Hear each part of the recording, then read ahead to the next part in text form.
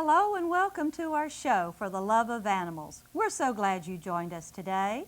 I'm Darleen Pigford. And I'm Greg Baur, wanting to tell our viewers of some upcoming shows that will be of interest to them. We have one on the bird rescue program here in McCracken County that we know our viewers will enjoy, and we also have two companion programs, one on first aid for dogs and the other on first aid for cats. So be sure that you keep that on your schedule. Check your first aid kit too, and get it updated too. Exactly. Well, Darleen, what's our topic for today? Well, Greg, we have a very informative and a very serious topic today. Search, rescue, and recovery done by dogs and team members, and this is local to the Western Kentucky area. Please introduce our guest. Okay, it covers all of Western Kentucky, That's actually. right. We're pleased to have with us today Sandy Green, who is chief of the Four Rivers Search and Recovery Team that operates here in Western Kentucky, and her assistant chief, Jeremy McCoy. And we're so glad that both of you have taken time out of your busy schedules to share some experiences and thoughts with us today. Thank you so much for coming. We really appreciate the information that's about to come forth in this show. However, Greg, I see we have some additional guests. Oh, Sandy, would you introduce our fur friend down there? I sure will. This is Star. She's one of our oldest members. Star, can you get up, honey? Alrighty, this is Star, and she's been a tracking and trailing dog. She's semi-retired at this time, and she's our mascot now, and she is...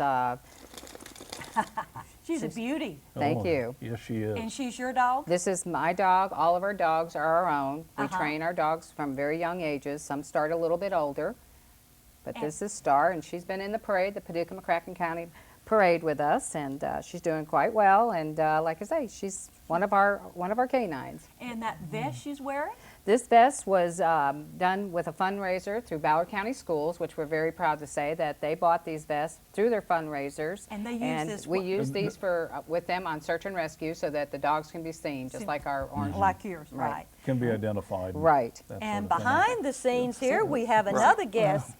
Brock. Up, boy. Right, up. Come on. There we go. There he is. This is Brock. He's a 3-year-old Hungarian German Shepherd. He was imported from Hungary as a pup. I've had him since he was a 1.5 years old. That's all right, baby. You know a pet, you know a doggy lover. He's very people-oriented. Brock. Yes, he is. Oh, yeah. Sita. Sita. And if you can tell, he's speaking in German. Platz. Yes, I noticed. Okay. Brock Wow. was originally a narcotic detector that went through all the training, and the handler fell and busted his hip, busted Brock's hip, and since then Brock hasn't been able to work narcotics because of the pain associated with the work. Yeah. So my dog at the time that I had got sick, had to have it euthanized because it was the only option for us. No. So my handler replaced him, or my trainer replaced him with Brock, and since then Brock has done exceptional on track and trail and land and water cadaver. Okay. Okay, And well- you use some terms there which we're going to speak to a little bit later. So, well, at this point, what do we mean by search and recovery, Sandy? Okay. Just to clarify who we are, we're Four Rivers Canine Search, Rescue, and Recovery Team, a specialized canine rescue squad. Okay. We're recognized by the state through emergency management, and that's how we go about getting called out, but we Okay. can be called out locally through police departments, rescue squads, anyone that is available, or through emergency management. Okay. So that I wanted to Clarify who you are, clarify right? that. Search is when a missing or lost person, it could be a hunter, Alzheimer's, lost children. We do non-criminal, that we leave to our police dogs, but we do non-criminal. The rescue is when we make the find and try to rescue and bring the people back. Recovery means we find closure. There's closure for a family Gotcha. member. Okay. So that's what that means. Well, tell us about the sailboat incident that happened in the Ohio River here where Okay. you were involved. That happened about 2 years ago. I was called out through a rescue squad, a local rescue squad, and we deployed out, and I used 2 dogs on that search, one being Iki. He's a black mix with a high drive. He does land and water cadaver. And then Shay is my white shepherd. showing Iki on there now. The White Shepherd, she's dual purpose. She does tracking and trailing and land and water cadaver. She was on the boat and showed interest with that in the water where he actually went in, but he was found downriver, you know, a couple months later. So. And Jeremy, why don't you tell us about the Katie Gray Well, search and The Katie Gray search is actually where I met Sandy and become part of this team. It's still an ongoing investigation. We had several dogs from Four Rivers Canine there, and also we brought in several other dogs throughout the state and even out-of-state dogs. They all showed potential interest in one concentrated area. We combed this area several times for numerous days. I think we were on scene for 9 days straight. Nothing was ever turned up from that location, so we're still waiting to see what comes of that. Like I said, it's still an ongoing investigation, so you know I really can't go into detail. can't go with into any more Sure, details. I understand. You both have used the term show interest. What do your dogs do to indicate to you that they show interest? Well, there's different acts of showing interest. They might do a little bit of an alert. They may bark that something has been there. It could be live or cadaver scent there. Some of them will wag a tail a certain way. Each dog shows an interest in different ways and shows indication in different ways. For instance, I'll give Star, when she's real close to finding her victim, especially in our training, her whole back end, she's a low drive dog, and her whole back end will start wiggling. And all I have to do is say, okay, hurry up and get going. Well, she picks up speed and she goes up, and she'll go up with her ears down to show them that she's not going to hurt them. Sometimes she'll even go in on a crawl to let that person know, especially an Alzheimer's or a child, so they're not frightened, to let them know that all she's going to do is love them and that she's found her victim. Other dogs show different indications and interests. Well, speaking of dogs, we're now kind of going to take a break. We have a happy tale about a search and rescue dog named Luna.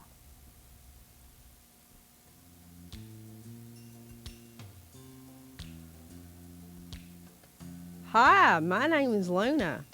I am about a year old and I'm a blue heeler. My eyes are white and I have a soft salt and pepper coat. Sandy Green found me beside the road and put me in the back seat of her car. I soon crawled up in the front seat and I put my head on Sandy's lap. I was so glad to be rescued. Sandy tried to find my owner but was not successful. Sandy took me home and cleaned me up and I had my shots. Sandy asked her friends if they would like to have me because she had so many dogs already. Erica Tracy took me and gave me a wonderful home. Now I am in training to become a search and rescue dog and hope to be a big help to both Sandy and Erica in their work. Thanks to both of them, I am comfortable and have a forever home. We hope that you enjoyed that story about Luna, who is just one of the team's dogs that they work with. We've seen two other examples here with Star and Brock. Sandy, why don't you tell us about some of the other dogs that you have working with your team? Well, we have a big variety of different dogs. Brock, they're showing now, he's a dual-purpose dog. He's a tracking and trailing and a cadaver land and water, and I'll have Jeremy explain a little bit more about that. Okay. Your tracking and trailing, which is basically what it says, the dog takes a scent article or the last known place where the person was, or the freshest human scent in that area, and the dog will follow that scent till it locates the person. Now, your land and water cadaver is basically the dog locating the person either on land or underwater, which has been which is deceased by this point. Not all dogs can do both jobs.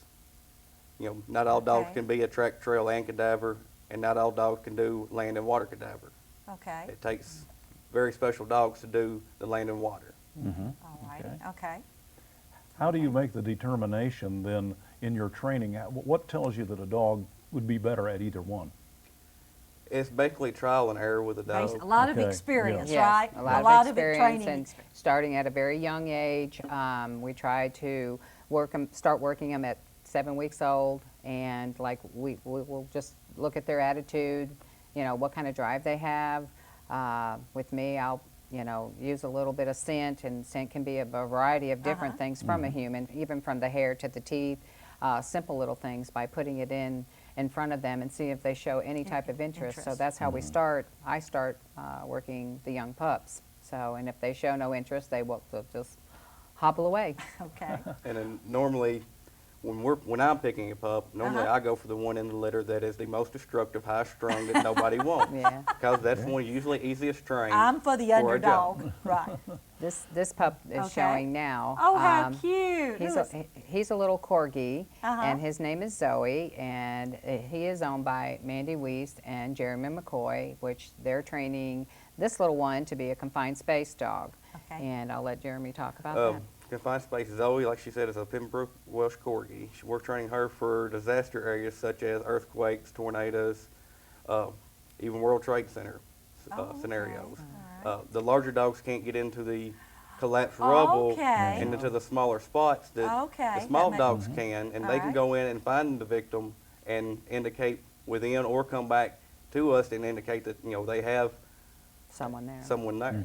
Okay, I'm with you. Okay. So that's part of what we do. And again, in that kind of case like that, you can expect to maybe lose your dog. This is Iki. He's my dog.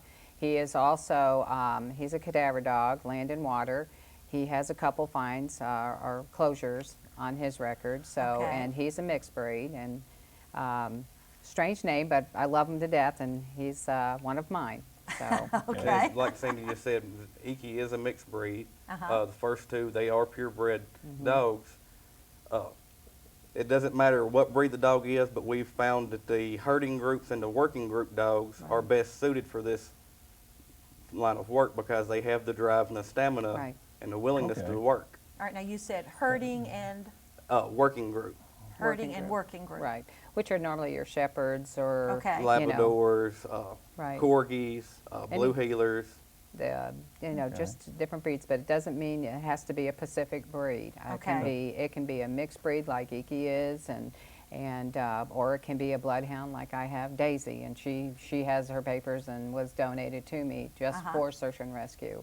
Okay. So anyway, that's some of the dogs. This here is Dixie. She's in training to be a tracking and air scent dog. Okay. So she's owned by Mark Brock, and he's on our team.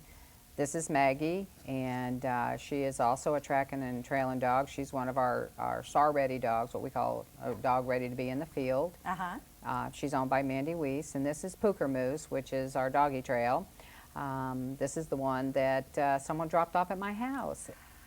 Oh. I'll be darned. So, but he is going to be a disaster cadaver dog doing building searches and collapsed buildings. So he's doing really well at his age with the help of, Jeremy getting him through all this. But this is Shay. This is the white shepherd. She's like Brock, a dual purpose dog. She is getting older, so I may be retiring her soon. She does tracking and trailing and land and water cadaver. She was the one out on the sailboat with the rescue squad, and she did very well that day. I was very proud of her that day, and I had a really awesome person with me, and I think he was amazed at how well she did out there.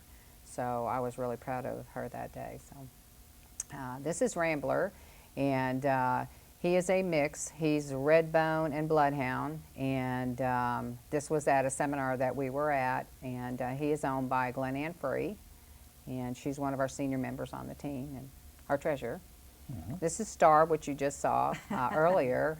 Like I say, she's semi-retired at this time. She does all the schools, and we do a lot of schools. We'll go to any civic center, anybody that wants to, us to come and explain to them what we do. So you take your information to the schools? Yes, we do. And we've been to a lot of schools in Lone Oak. And at the same time, when we're going to schools, or even like today, when we bring our dogs into areas like this with new people and new surroundings, this is socialization for our dogs in order for them to be in the field, and when they come up on something that a normal dog wouldn't be around, it doesn't startle them and they can continue working. Well, they are mighty well-behaved dogs. One thing is very clear from your descriptions of what these dogs do, and We'll talk a little bit more about training later. They're very, very well trained dogs. Well, we try. Like I say, we start at a very young age, and we socialize them. Again, just like any dog or whatever. Again, you have to be careful because sometimes the females and But other than that, we try to get through all that, and they're very people and other dog happy. So hopefully, and if we do have one that occurs that is not working out well, we shut them off our team, and they become homey dogs. How many total dogs approximately are on your teams now? On our team right now, SAR ready, I would say, Approximately, we have 7 SAR ready canines at this time, and I would say we probably have another 7 to 10 that are in training In now. training. In training Okay. now. Okay. And how many team members throughout Western Kentucky and the state do you have? team members Approximately. at this time, we have 18 team members. We also have association members Right. that are part of the team. So we have about 18, and some of them are canine handlers, and some are just backup handlers that back us up when we're in the field. So, and we'll welcome any new members, but it's very dedicated, a lot of training. If you're interested, we'll give you some more information later Right. on. Yeah, get your paper and pencils because we've got some valuable information. Question now, It's- when an emergency happens, you can't plan for that. No. How do people work this around, family and work situations? Well, that is kind of difficult, and That it's is hard very at times. difficult. And it is hard because we're all volunteers. We Right. give from our hearts and give back to our communities. And I mean, yes, it does It take is away from our difficult. family. It is. Takes And away from your family time and Yes, it does. You have And to have a very understanding employer. yeah, Everyone on our team has a full-time job, and this is not a hobby, but a job. this is another This is job. another job within itself. You have to live this job. yeah. Well, this my is- hat's off to Yes. the employers that do make it Yes, possible for you guys absolutely. And we to do do that. appreciate those ones that Yes. help us Absolutely. and understand where we're coming from, and when the Right.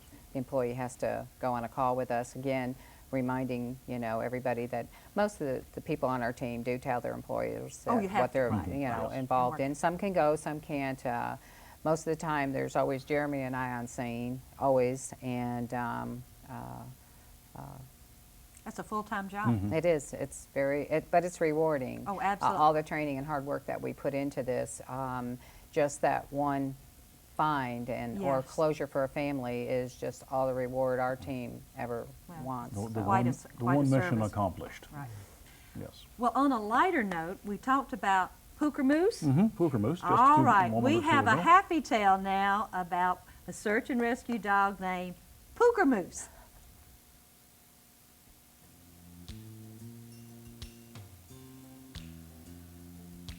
Hi, my name is Puka Moose, and I'm a Chesapeake Bay Retriever.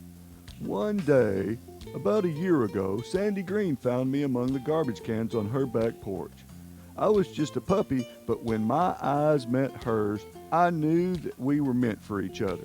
Sandy convinced her fiancé that I should stay, even though Sandy had 6 other dogs. I'm now in training with Sandy's search and recovery dogs.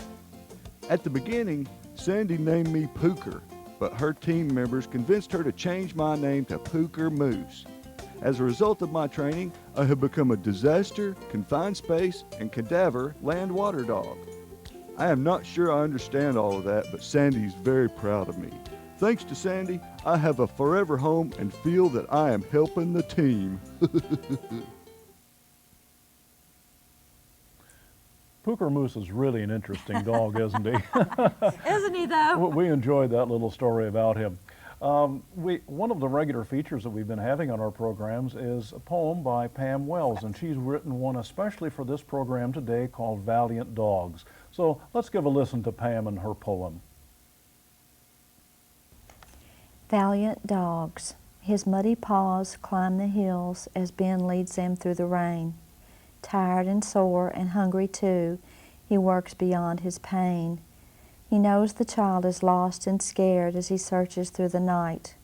Down the creek and through the trees, then he sees a touch of white.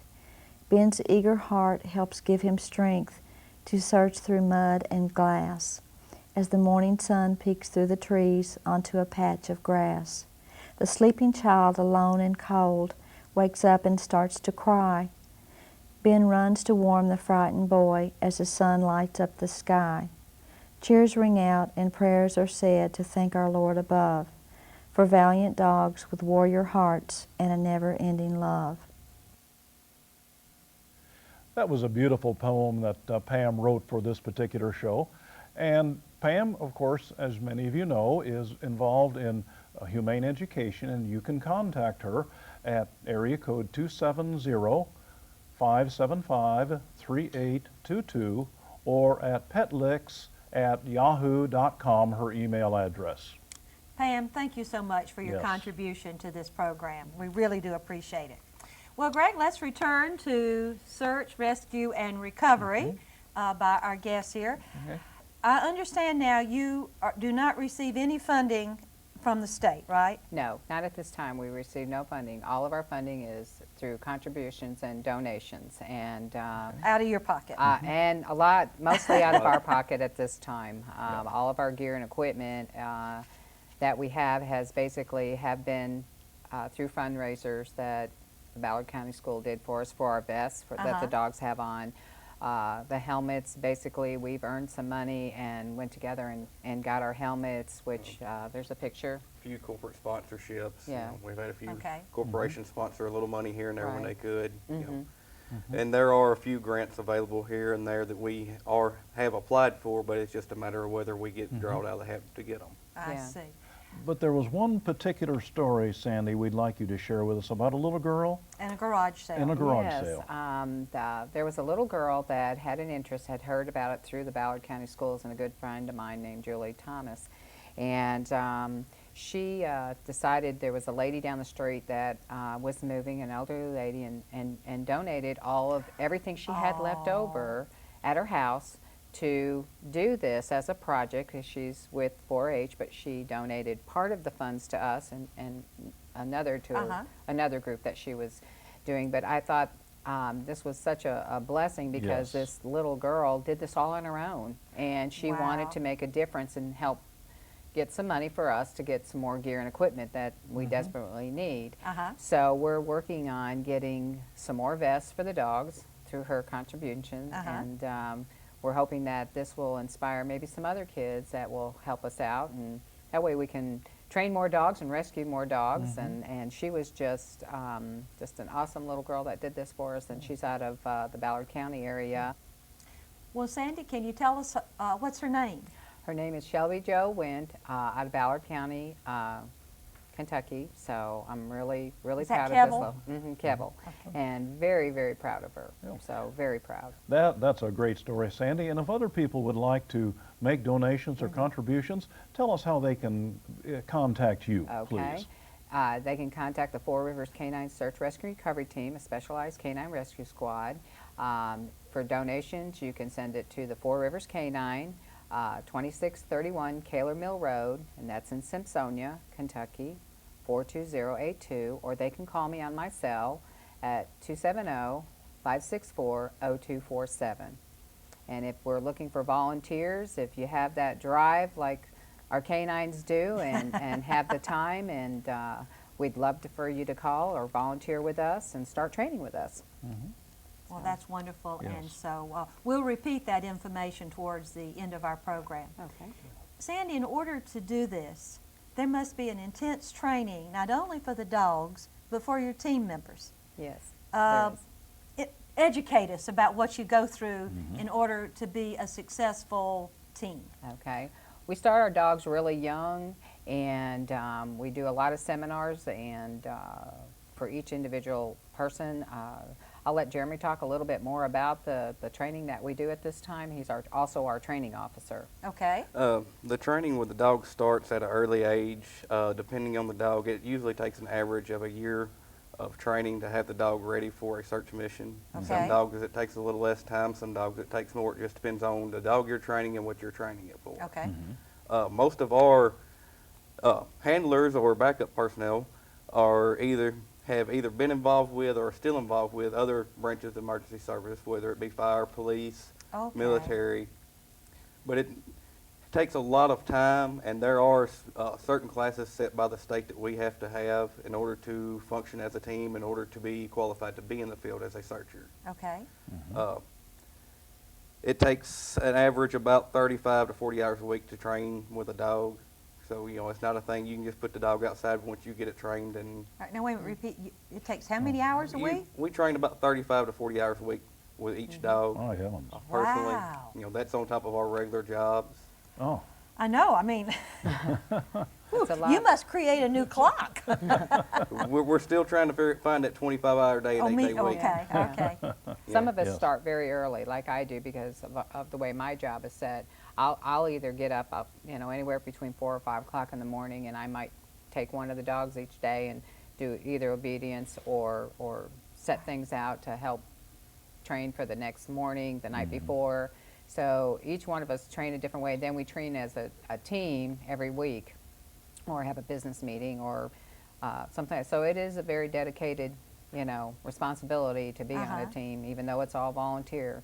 The team members on our team are just really awesome people, and I'm proud to have them on a team with me. So. Wow, I am so impressed. And those people who can't find, you know, an extra hour in their day, Greg, and Yes. these people Yes. find, you know, 40 hours just to train their dogs. This is truly for the themselves. love of animals Yes, and it the is. love of community. yes. Right. Well, Sandy, in our final minutes, what would you and Jeremy like? What would you like to leave our audience with to remember? Well, I'll let Jeremy start that one off. What do you want them to remember about the Four Rivers Search and Rescue and Recovery Group? That all of our handlers, backup personnel, team members are all 100% volunteer. That we do this from our hearts. We don't accept any cash payment to ourselves. We do Right. accept donations to buy gear and equipment to go on these searches. Each handler buys their own dog or collects their own dog, whether it be from Humane Society or whatever. You know, we're out to help the public, but at the same time, we need the public's help also. Absolutely. Yes, We yes. do. And that's very important.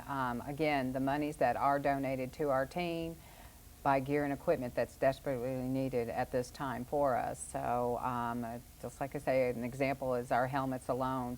The helmet with a light on it is approximately $150 each. So, and a lot of that the people do on their own, like I've done and several others. So we could Amazing. Yeah. For the love of animals, Greg, and for the love of community, what more can we say? Nothing Right, more. it says And we want to thank both of you, Thank you Sandy very and much. Jeremy, for sharing your Glad to time be with here. us today. And our busy guests, our schedules. other guests. Our other And guest, Brock Star. and Star. Brock, There we go. come on, baby. Go and Thank get up you. here Thank as we you. say it. Sit. Come on. Come on, That's Brock. all Atta right. girl. What do you Well, say? Greg, as we, What do you say? this has been a wonderful show. Come on, It Brock. certainly has. Up here. Up. There, girl. There we go. There they Oh, are. aren't they love, wonderful? love, love, love. Well, Greg, Oh, until love, next love. time. Just remember one particular all right, yeah, thing. all right. Give your It's all pet a right. little extra love today And and every every day. day. See you next time. Bye.